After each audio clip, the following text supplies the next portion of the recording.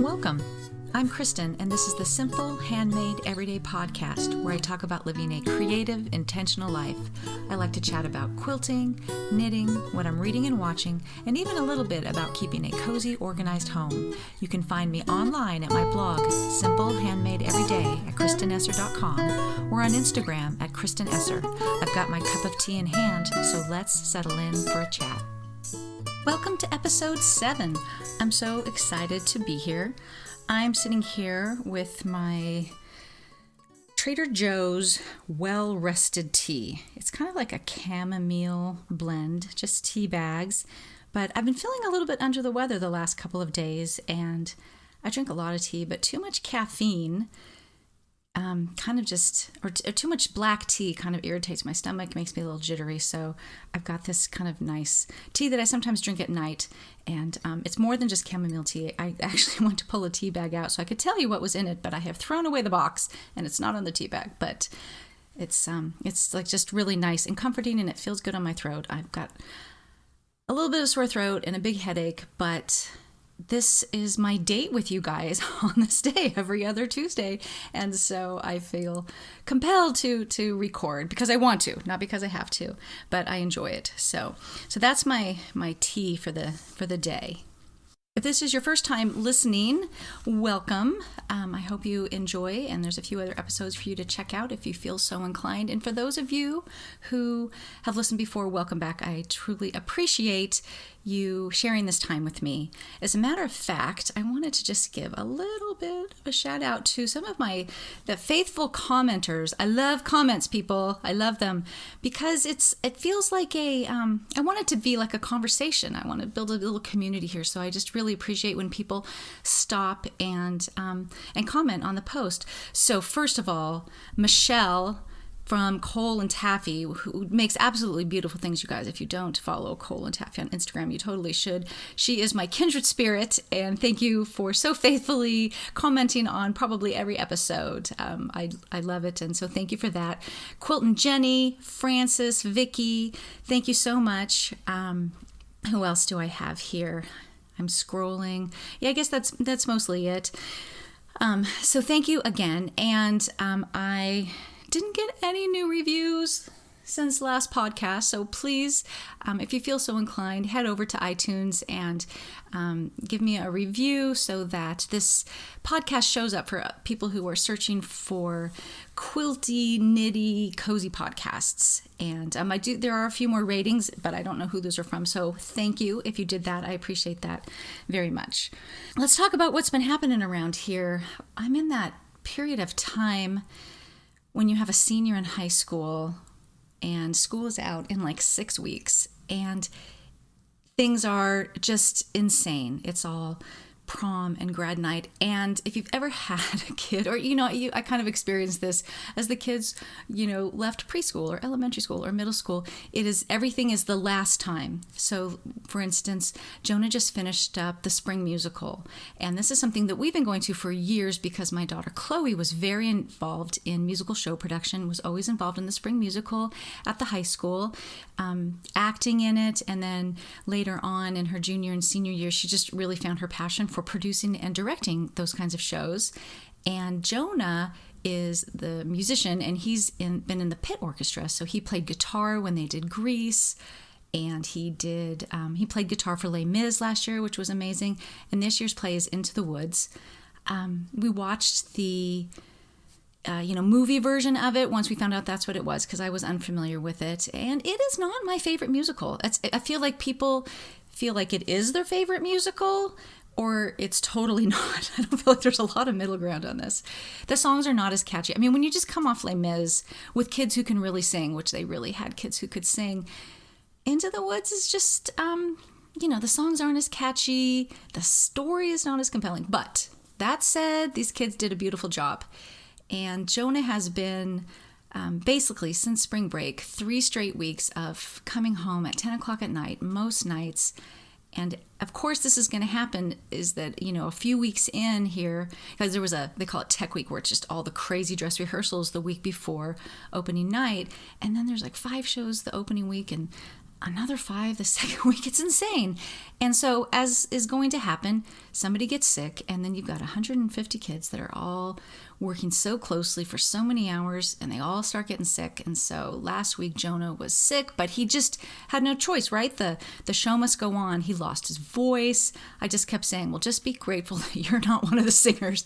So he was playing stand-up bass. He plays stand-up bass in the live music orchestra for this. And then the last show was Saturday night, and then I feel like he just let go, and then he got so sick on Sunday and so sick on Monday, and he's back to school today, but he's now passed it on to me. And so, that's just the way it is. But so that was just like, it's like we have to say that's like the last spring musical, the last jazz competitions are coming up, the last marching band competitions for a while, and everything, it's just so heightened emotionally. And he made his college decision. He's going to be going to University of California, San Diego, UC San Diego, which is where Chloe is, which I think is a great place for him. But I do find it amusing because Chloe and Jonah could not be more different kids. I used to joke when they were little that you would make a meal and you could just split it up between them. There's almost like no overlap of what they like. And that's still sort of true. Chloe's all about cheese. Jonah hates cheese. Jonah's all about, like Asian food and rice-based dishes. Chloe hates all that. Jonah's all about meat. Chloe's a vegetarian. It's hilarious. So it is kind of funny to me that they ended up at the same school. It's a big school with lots of different majors, and I think that it was a really great choice for each of them individually, and it makes things really nice for us that they're, they can come back home on the train together. Ironically, Chloe will actually be in Norway for semester next year, so she won't be there when he gets there, but I can talk that into being a good thing in that he'll have his own space to make this school his own and not the school that his sister goes to. But I'm just really glad that the decision is done, and I think that it was a really good choice. So all things senior year continue to overwhelm my life, including the fact that I had Jonah's senior picture done back in January. Like, he had the one done for the yearbook, which I never get those. And so we had this photographer that we've used since the kids were little, and we did these outside shots, and they're really cool. And I needed one for a little yearbook thing, which I got, but I still have not made the decisions. They've been sitting there for months just for me to pick the ones that I want to have developed. And I have this mental block against sitting down to do that. And I really need to, because I need to make announcements. But I don't know, do you have those kinds of ththings where I'm just procrastinating? In reality, I know that I have kind of starred the ones that I liked on my first pass, because it's like, there's 150 of them, and I just am overwhelmed. It took me over a year to do my wedding album. So I'm not good at making these decisions, but I need to sit down and do that. But I'm sick this week, so this is obviously not the week to do that. But it's a fun time, and it's an exciting time, but it's also really bittersweet. And I had a moment where I woke up in the middle of the night and kind of had a panic that, oh my gosh, Jonah's going away to school, So, but I like to tell myself in these situations where I start to get really sad about the fact that my kids are growing up that everything went right. He's going away to college. Chloe went away to college because everything went right. And that's what I have to tell myself. And that is a blessing. So before I start to cry, let's move on. So let's just talk some quilting first, shall we? Since last we spoke, I finished the pineapple quilt. Yay! And I had a really fun time with it. I don't think I'd finished it last time I recorded. I'm not 100% sure, to be honest with you. And then I finished the Quilts for Cure charity quilt. That came together so quickly. I may have finished those last time, which just tells you how little I've done. But what I did do was baste both of those quilts. And I hate to baste quilts, so that actually is quite a coup for me. And I did it a little bit differently this time. So I know that I've talked about that I made this design wall, which I wish was 2 feet wider. I don't need it to be 4 feet wider. I just need it to be 2 feet wider. And so it's up against my china cabinet, and I wanted to try basting the quilt on the design wall. So Krista Quilts and Krista Watson from Krista Quilts and Jackie Gearing from Tall Prairie Grass Studio. Do I have that right? They have both actually posted tutorials on how to do this, and I mean, it's not complicated. Francis at the Off Kilter Quilt recently did this too. So I decided to give this a try. I did take pictures, and I'll write up a brief blog post about it. But, let's be honest, it's mostly common sense. So what I did is design wall up, and both of these quilts were a little bit small. So even though the back hung off the edges, it was okay. It would not work for a much bigger quilt. So I put the backing of the quilt wrong side up on the design wall and smoothed it out really nice, which is so much nicer than trying to tape it to the floor. Then I put a sheet outside and brought the batting that was trimmed to size, a little bit smaller than the backing, outside, laid it on the sheet, and sprayed it with the spray baste, which was trickier than it sounded because it was a little windy and the dog kept sitting on it. But I did it, which is better than what I usually do, which is spray it in the house, which I know is a terrible idea. So then I brought that in and I put it up on the design wall. If I'd had 2 people, it would have been better, but no one was around. And so sticky side to the quilt back. And then I just took my big quilting ruler. It's like 6 by 24 or something. And I just smoothed it out. And it's just so much easier to smooth out when it's vertical than when you are crawling around on it, on the ground. It just worked it was so much faster. And then I did the same thing. I took the quilt top, I took it outside, laid it on the sheet, wrong side up, sprayed it with the spray baste, which I use 505. And spray basting is kind of expensive, but I just really hate pinning. So once I discovered it, I was all over it. Even though I resisted it first because I didn't think it seemed natural. So idealistic. But now I totally love it. And my friend Holly Ann over at String and Story has a homemade spray-based tutorial made with like flour and I don't know, starch or something. Sorry, Holly Ann. But so that's an option. But you know what? I'm sometimes lazy, so 505 is what's for me. Sprayed that, brought it in. Again, just set it up there. 2 people would have been nice, and then because it kept falling down on me, but then once I got it up, just smoothed it out, and it was great. And then what I like to do, and I got this trick from, again, Krista Watson, is that she then irons it. And I like to usually iron the backside first so that when I iron the front, there's nothing possible. It can't accidentally get, creased or something. Like if it accidentally got a little crease on the back, it wouldn't be the end of the world. But I actually decided to iron it up on the design wall. Crazy, right? I was ironing on a vertical surface. So I just moved. Luckily, I've got a plug over there, and it just worked out so well. I just ironed it. I actually did dig up somebody to come and take a picture of me, of my hand ironing for the tutorial. And then I took it off the design wall and then ironed the backside. But the whole thing was so fast. I did 2 in a row, and it was amazing. So I've not made a lot of progress on quilting those, but the actual basting on the vertical surface was a dream. So I'm very happy about that. So my plan quilting-wise was to quilt the charity quilt first and really get warmed up on my free motion quilting. And if you've seen the pictures, it's hearts. It's a quilt of hearts. Some are navy, some are yellow, some are white. And I was sent navy thread, and the backing and borders are navy. So I was sent navy thread. So I did some free motion, even practiced swirls on the navy hearts to begin with. And I'm just breaking thread for every heart. It's like, I'm not trying to be super efficient with this. I just really wanted to get warmed up. I made a little cheat sheet of all the motifs I knew and started quilting. The swirls were kind of a disaster, as they always are for me. I don't know what my deal is there. But it didn't really matter because it's going to be all texture. It was navy on navy. As a matter of fact, as much as I love a blending thread when I'm quilting, it can create a bit of a problem with seeing where you've quilted.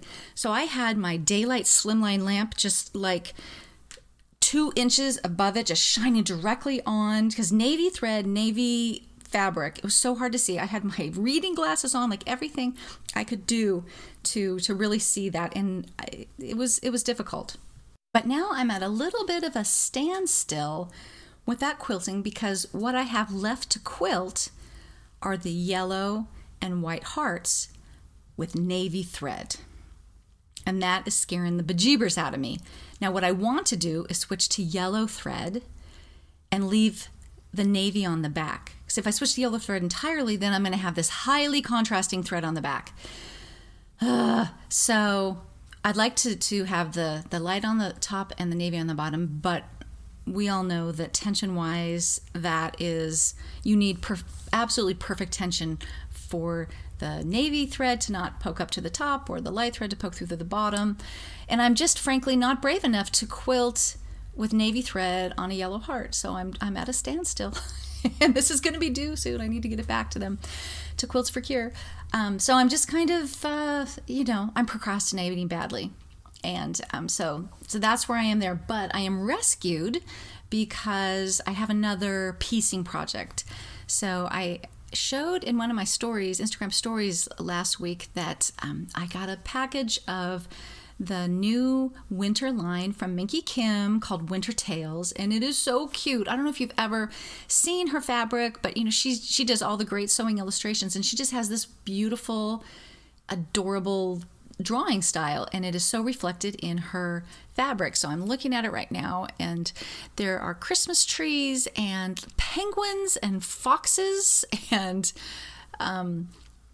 that's all I can see. That's all I can see from where I'm sitting, but they're just so cute. So I'm doing a quilt for a magazine, so I can't say too much about it, but it's going to be like super cute. And it involves equilateral triangles, and I've come up with quite a few tips on how to cut and piece those in a way that's a lot easier, because there's a lot of bias edges with equilateral triangles. So I'm really excited about that. I need to get started on that. It's like due in about 6 weeks, so I've got to get moving. So I'm not going to be able to, darn it, probably do a lot of quilting, although I have both of my sewing machines set up. So I've got my Juki set up with the navy thread so that when I get brave enough, I can quilt, and I pull the baby lock out of the closet, and that is, I'm going to do my piecing on that. I've missed that little machine. I really like it. I love my Juki, but there's a lot of good things about the baby lock too. So I've got them both set up in the sewing room, and that's kind of unusual for me, but I'm really looking forward to that. Also, sewing wise, I have started hand piecing again. I was obsessed with hand piecing last year, and then what happened is I got obsessed with knitting. And there's only a certain amount of time that I have for handwork. I don't work on a ton of handwork during the day. It's kind of an evening thing or a sit outside on the patio kind of thing. And I just kind of lost traction with it. But over a year ago, I started this hand piecing project. It was the Fat Quarter Shop Patchwork Along, and it was an adorable quilt designed by, I believe, Bonnie and Camille, and I'm using all Bonnie and Camille fabrics on it. And the blocks are small. Like, I don't know, I'm going to say that they finish at 5 inches, something like that. So all the, some of the pieces, many of the pieces are finished at 1 inch. And when I first started doing it, on the machine, or actually maybe I never tried it on the machine, but I thought to myself, oh gosh, you're gonna have to be really accurate with this to get this all for these blocks to finish at the right size. And I'd been kind of looking for a hand piecing project, and this seemed like the perfect one. So I set out to do this.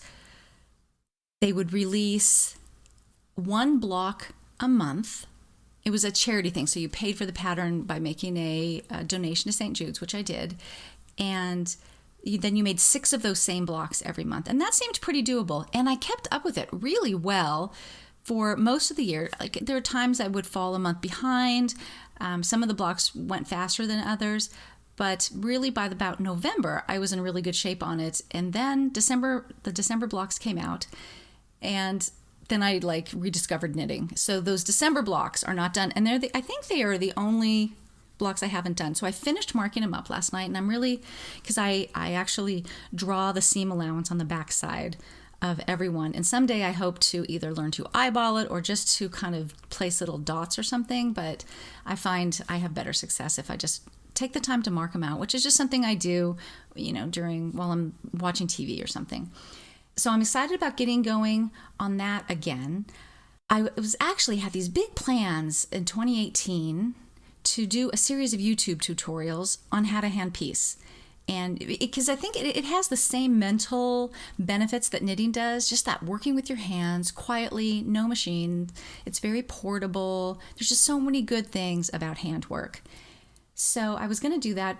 And I may still, basically, I either had to do those YouTube tutorials or start this podcast. And I decided to start the podcast. But now that this is kind of on the rails, maybe I'll go back to that. I actually did post this video on my YouTube channel, which does not have very many things, but it's like how hand piecing can save your sanity. And it's just kind of this a video where I am just, sewing and just kind of talking about how I'd had a bad day and how grounding something like handwork is. I'll put a link in the show notes. But if, again, I got a pretty good response to people wanting some hand piecing videos. There's really not that many out there. So I'm going to get that back on the to-do list. Let me know in the comments, people, if that's something that you would be interested in learning a little bit about hand piecing. But I'm excited to get that project kind of, out of the project bag and back in the forefront. And part of the reason I'm excited about that is that I've just kind of lost my knitting mojo a little bit. Still totally working on those navy winter frost socks, and I'm now about to turn the heel, and I was going to do that on Sunday when I was just feeling really restless and couldn't kind of settle into anything. Later that night I realized that I was getting sick, and that's probably why I was feeling so funky, but I just did not have the mental energy to turn the heel on that sock, which is so funny because it's not that hard, but could not do that. So I'm plugging away on that. And that's about the only knitting I've done. I just don't know, Chloe, if I'm going to get all those things knitted for Norway that I promised you, if you're listening, which I know she's not. But who knows? These, the motivation for these different types of projects, they come and go. And so it's nice to have something to choose from. I really prefer to be very monogamous with my projects. But when you just lose your mojo, it's good to have something else to turn to. So not a lot to talk about in the knitting world. So let's talk a little bit about books and what I've been reading. A week or so ago, I posted a review on a book called You Can Stay Home with Your Kids. And I admit, as a mother of a 15-year-old, 18-year-old, and 20-year-old, this seemed like kind of a weird choice for me. But when I saw that book, I just have to say that this is a subject very close to my heart. And really the book is a lot about being frugal, figuring out ways to save money so that it is financially possible. And this reminded me so much of when I made the decision to stay home with when Chloe was born. And you can read the blog post. I won't reiterate the whole thing here, but I did want to just kind of call out one section. So in that post, I have a picture of me and my 3 kids on my 37th birthday, and I am completely bald. And that's because I was in the middle of breast cancer treatment. And I got such a positive response from people. I posted that picture on Instagram, and I got such a positive response from people about, I'd kind of forgotten how much people who have had breast cancer really like to hear survivor stories, especially people who were farther out than them. And I knew that was true of me, and I'd kind of forgotten that. And I don't talk very much about the breast cancer. It's like just something that happened, and it's in the past. And believe it or not, there are many blessings to having had cancer. But I just thought I would briefly kind of just tell that story. And one of these days, I'll write it up. Maybe, like at the anniversary of my diagnosis, which is in November, I'll do a more in-depth thing. But just to encourage you guys to get your mammograms and do your self-checks. So just briefly, my mom died of breast cancer when she was 49, and she was first diagnosed when she was, I think, 36, and had a mastectomy, was not given chemo. That was not kind of the way they treated it then. 5 years later, she was given a clean bill of health. Well, a year after that, she had breast cancer on the other side. Same treatment, mastectomy, no chemo follow-up, no radiation. 5 years later, got a clean bill of health. A year later, she had cancer everywhere. And, she lived for a couple more years after that.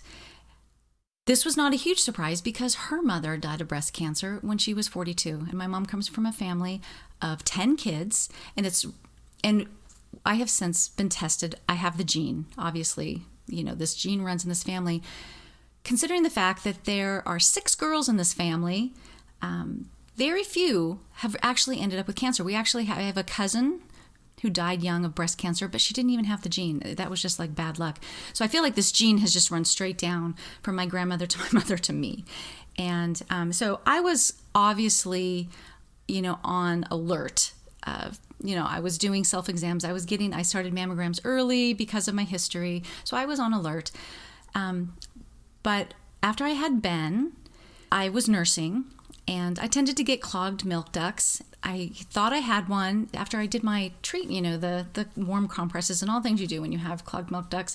I had this spot where I put my hand when I nursed, like under my breast. I would put my hand there, and that's when I felt this, and it wouldn't go away. So that's when I got checked. I was assured, there's no way this is breast cancer. Don't you worry. We're only really pursuing this because of your history. Well, guess what? It was breast cancer.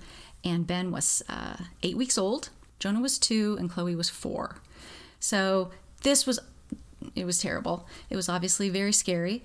But the type of cancer that they thought it was still completely within the duct, and they didn't think it had spread anywhere. So all I had to get through, I made this decision to have a double mastectomy because of this history that I had. And even if there was no chance it had spread, the chance that I would get it again was very high. And I was tested for the gene, but I had not gotten the results back when I made the decision to have a double mastectomy, because whether or not I had the gene, I had something happening in my genetic, family history. So I made that decision. And so in my mind, I kind of just had to get through the mastectomy, and then I could just get back to my life. Well, after the mastectomy, which actually went very badly, and I ended up having to go to what are they called? Those chambers that people with bends go into. I'm completely not thinking of what the word is. It's like an oxygen tank to help me heal. Things went very badly. There were several surgeries involved. But the worst news is the fact that it had gotten out of the duct and that I was going to have to do chemo. So I had 6 months of just absolute kick-butt chemo. And the saving grace here, there were several, but the biggest one is that my sister-in-law, Megan, who lived in Idaho, she's married to my brother, Tim, she took a leave of absence from her job, and she came and lived with us to take care of my kids. Is that like the most amazing, selfless thing ever? I will owe her forever. She is like the sister of my heart, and I could not love her more. And so that was such a saving grace. But this is the part where it was a very hard time, but there were so many blessings. It's one of those times where your priorities become crystal clear, and it's just all about people and relationships and family. And we just kind of circled the wagons and stayed home and did what we needed to do to fight. And my best friend Christy arranged for meals to be delivered to us. Like, she created this whole list of the first week of the month, she and her mom and her sister would make us meals. The second week of the month, where my husband worked, they took turns making us meals. The third week of the month, my church brought meals. And the fourth week, this particular women's Bible study brought us meals. So we had meals covered I didn't cook a meal for 5 months. It was crazy. So we were really so blessed. And, it's just one of those things. I get really uncomfortable when people go, oh, you're so strong, or, you're an inspiration. And all I want to say is there's just no choice. You put one foot in front of the other and you just keep going. And I have to say that even though it was a really hard time to have cancer with these little kids, it was also really a blessing, because I love to say that I never had any time to feel sorry for myself, because somebody always needed juice. There was always something to do, always something to keep you humble and know that this diaper needs to be changed, this kid needs to be read a book, we need to go for a walk, we just need to do these things to keep our lives moving. So anyways, in brief, that's kind of how the story went, and it's been 15 and a half years. And I feel very blessed that, that the story has ended happily. And so I encourage you to get your mammograms, do your self-exams. I was not eligible for a mammogram because I had been nursing before I got pregnant with Ben, and then, I had Ben. I would not have gotten a mammogram for probably another couple of years. And so it was up to me to find that spot and find that lump. So definitely, I just encourage you to do that, because with breast cancer, early detection is everything. And the treatments these days, as much as they're not fun to go through, they're very effective and they have a very high cure rate. So that is my public service announcement for the week. I guess I didn't really talk too much about the book, but it's a great book to kind of rein your spending in, to get your priorities straight. I found a lot of this little frugal living tips that have helped me kind of just make sure that we're not being frivolous in our spending, that we're being good stewards of our money, as we've got these kids that are just going through I'm in the final 4 years of having a child at home.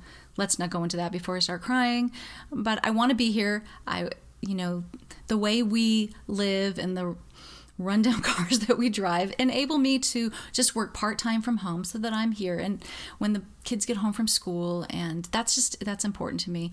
So definitely check that book out if you were interested. I really enjoyed it. So lastly, I just wanted to talk a little bit about how I have been bit by the gardening bug.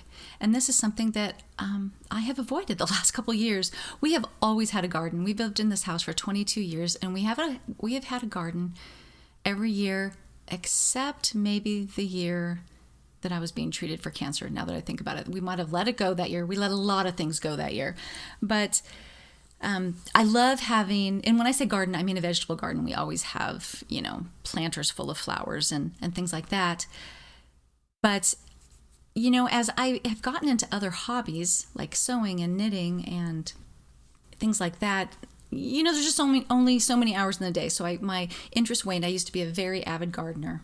But it gets hard in those years where your weekends are really full of basketball, soccer, baseball, fencing, ice skating, all the things that you have to do to, for these kids. And so it would just be hard to carve out that time, do that all day on a Saturday, especially when you got 3 kids and there's often 3 different activities going. And then that's just leave Sunday, so I kind of let that go. I also have quite a reputation with my husband anyways, of getting really excited about gardens and planting them enthusiastically and then immediately losing interest. And so he is left watering, weeding, frankly harvesting and saying, use these tomatoes to me, So I enjoy gardening in my mind, sometimes more than the reality of it. But things are easier now in many ways, now that we have Saturdays free, because sports are through school. I mean, just a lot of Saturdays are more free. So we decided we were going to do a little bit more of an ambitious garden this year. Not overly ambitious. But so a couple weeks ago, I don't even know where, I was somewhere on a Saturday, and my husband got the boys to rip out the garden, to rip out the weeds and the wild nasturtiums that were in there and just loosen up the soil. And this is my concept of family service hour at its best. Because then last weekend, he and I went to the garden center and we picked out what we were going to get and a bunch of soil amendments. And then Joan, I think, had something to go to at like 12, and it's like 11:15. We're like, oh, we're losing our workforce here, but we texted like, we are on our way home. Be ready to go when we get there. We got home, we dumped all this peat moss and all these soil amendments into the garden and handed them shovels. I loved having these able-bodied teenage boys. And between them turning the soil, my husband got in there, did that. I had the rake to smooth it out, which is probably the most shoddily done part of the whole operation. We had this, how big is it? I think it's about 8 by 20 feet or something. This very modest garden, but we had it prepped and ready for planting in like 15 or 20 minutes, like this thing that would take us hours before. It was amazing. And then we cut them loose. And we finally got planting, and I'm so excited about the stuff that we planted. Over the years, I have figured out what we use and what we don't. I no longer plant carrots and radishes and garlic and onions.